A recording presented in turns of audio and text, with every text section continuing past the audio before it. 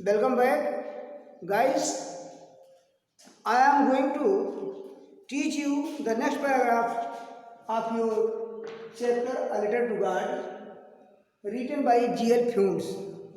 प्रिय छात्रों, कल तक आपने जो पढ़ा A Letter to God, भगवान के नाम पत्र, उसी के आगे हम पुनः लेकर के आप चलते हैं और आप आगे देखेंगे, मिलाएंगे और अध्ययन करेंगे। तो let us start. It was during the meal, यह भोजन के ही दौरान का समय था, जैसा कि just as Lencho had predicted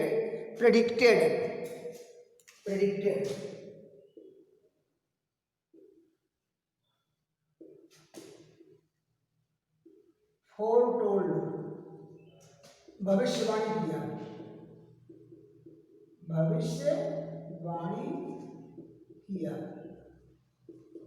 था। जैसा कि लेंचो ने भविष्यवाणी किया था, big drops of rain began to fall, वर्षा की बड़ी बड़ी बूंदें गिरने लगी। In the north east huge mountains of clouds could be seen approaching. In the north east, उत्तर पूर्व दिशा में huge mountains of clouds, बड़े भारी रूप में बादलों के खंड could be seen approaching, बढ़ते हुए दिख रहे थे। The air was fresh and sweet, वायु ताजगी लिए हुए और मिठास लिए हुए बह रही थी। The man went out for no other reason than to have the pleasure of feeling the rain on his body. और वो किसान, वो व्यक्ति वर्षा की बूंदों के आनंद को लेने के सिवा और किसी भी कारण से बाहर नहीं गया था।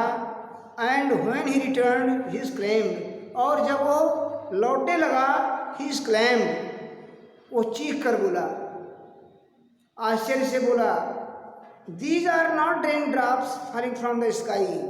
ये आसमान से गिरती हुई वर्षा की बूंदें सिर्फ बूंदें ही नहीं हैं, They are new coins. वे नए सिक्कों के रूप में हैं। The big drops are 10 cent pieces. बड़ी बूंदें 10 सेंट्स की कीमत की हैं, and the little ones are 5. और छोटी बूंदें 5 सेंट्स की कीमत की हैं। Dear students, it was the thought of Lencho. What he thought, जो भी उसने सोचा, as he thought of the rain as it was necessary for his field. वर्षा उसके खेतों के लिए वर्षा की जरूरत थी। वह वर्षा के बूंदों की महत्ता को बताते हुए कह रहा है कि ये बड़ी बड़ी बूंदें जो हैं, ये 10 सेंट्स की और छोटी छोटी जो बूंदें गिर रही थी वो 5 सेंट्स की कीमत की थी। अर्थात बड़ा ही लाभदायी समय था कि उसके खेतों को पानी की बूंदें मिल रही थी। आगे, with a satisfied expression, satisfied संतुष्ट हुए, एक्सप्रेशन भाव को लिए हुए, हर्ष को लिए हुए, ही regarded the field of ripe corn, उसने पके हुए दानों के मैदान को देखा। रिगार्डेड यहाँ पर हम रिगार्डेड को भाव के अनुसार लिखेंगे। यहाँ सा हैप्पी मीन्स देखा। Next line, draped in a curtain of rain. With a satisfied expression, he regarded the field of ripe corn with its flowers draped in a curtain of rain. संतुष्टि का भाव लिए हुए उसने पके हुए अनाज के मैदान को, खेत को देखा जिसमें फूल लदे हुए, जो draped in A curtain of rain, draped means सने हुए, इन अ कर्टेन ऑफ रेन, वर्षा की बूंदों का जैसे लग रहा था उस पर एक पर्दा या बिछौना सा बन गया था। बट लेकिन suddenly a strong wind began to blow. Suddenly means अचानक, ऑल ऑफ सडन,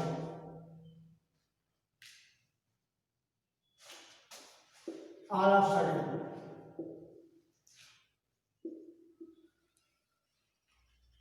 अचानक।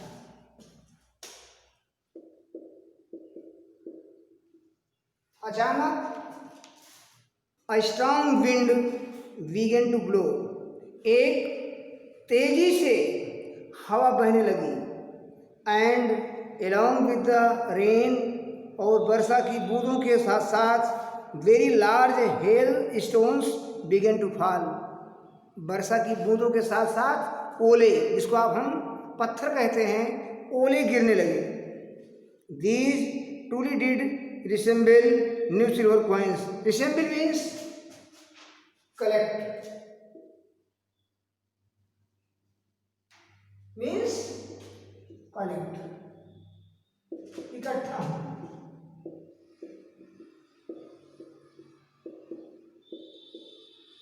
The writer means to say that those hailstones were just like silver coins, and all those hailstones were collected on the field, on the curtain of flowers, means जो फूलों से लदे हुए फसलें थी उनके ऊपर पानी का एक तह जाल के रूप में एकदम बिछ गया, और उस पर कह रहे हैं कि पत्थर वर्षा की बूंदों के साथ साथ ओले भी गिरने लगे।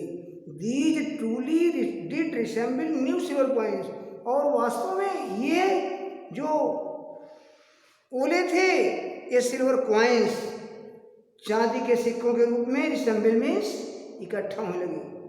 The boy exposing themselves to the rain, और वो लड़के वर्षा की बूंदों में अपनी तस्वीरों को अर्थात शरीर को खोल दिए, अर्थात वो उसका आनंद ले रहे थे। Ran out to collect the frozen pearls, और उन जमे हुए मोतियों अर्थात ओलों को इकट्ठा करने के लिए बच्चे बाहर दौड़ पड़े। It is really getting bad now exclaimed the man. प्रिय छात्रों, अब वही लेंचो, वही किसान, अब देखिए क्या सोचता है, क्या कहता है। It is really getting bad now, अब वास्तव में बहुत ही गड़बड़ हो रहा है। एक्सक्लेम द मैन, वो आदमी एक्सक्लेम चीख कर बोला, अर्थात वो किसान चीख कर बोला। I hope it passes quickly, अब मैं उम्मीद करता हूँ कि अब यह वर्षा का जो प्रवाह है, वेग है, जल्दी ही समाप्त हो जाएगा। It did not pass quickly, वर्षा जल्दी से बंद नहीं हुई।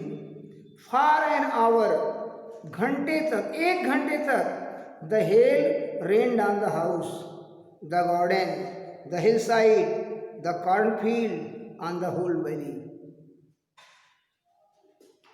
द फार्मर लेंचो सेज, कहता है कि वो वर्षा की बूंदें वो ओलों के साथ एक घंटे तक घर के ऊपर, बगीचे में, पहाड़ी क्षेत्र पर और दानों से लदे हुए खेत में, ऑन द होल वैली, और संपूर्ण घाटी में वो गिरता रहा। अर्थात वर्षा की बूंदों के साथ साथ तेज हवा, और तेज हवा के साथ साथ ओले भी पड़ते रहे, गिरते रहे। द फील्ड वाज वाइट, वो खेत बता रहे हैं कि उस ओलों के द्वारा बिल्कुल खेत सफेदी ले लिया था, अर्थात खेत में सिर्फ पत्थर ही पत्थर, ओले ही ओले दिख रहे थे। Means there was a change in the field and the farmer Lencho was perturbed, was disturbed, was very upset, बहुत ही परेशान, बहुत ही खलल में हो गया। As if covered with salt, कह रहे हैं कि वो खेत सफ़ेद इस तरह हो गया मानो जैसे नमक से वो बिल्कुल कवर्ड, ढक गया हो।